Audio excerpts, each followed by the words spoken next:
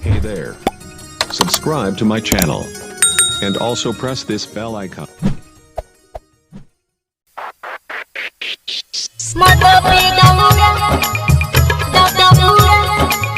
Singing by Subhas Divana.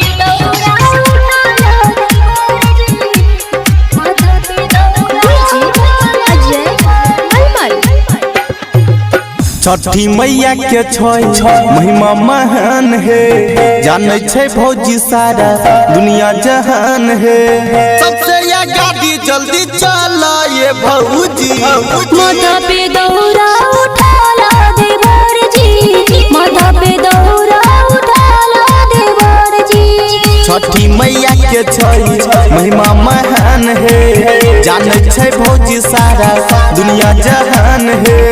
सबसे या गाड़ी जल्दी चलो ये भौजी, माथा पे दौरा उठाला देवर जी, माथा पे दौरा उठाला देवर जी।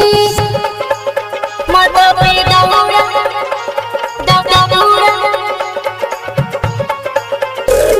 माथा पे दौरा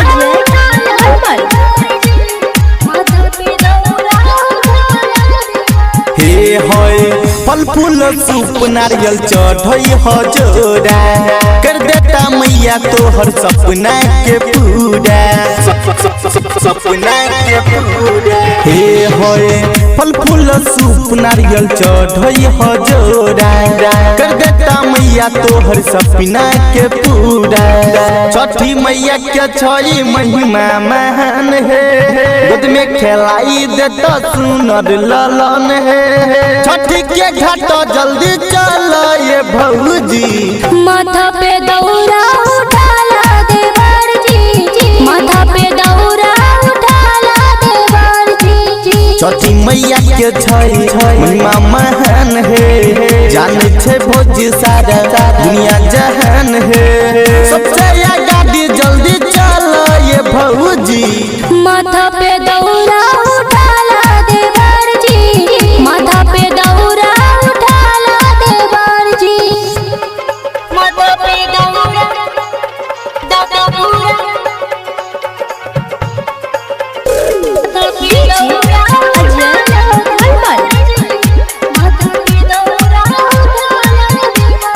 हे है अनरा के आँख देखे कोढ़िन के काया, बाझिन के गोद भरे निर्धन के माया, निर्धन के माया।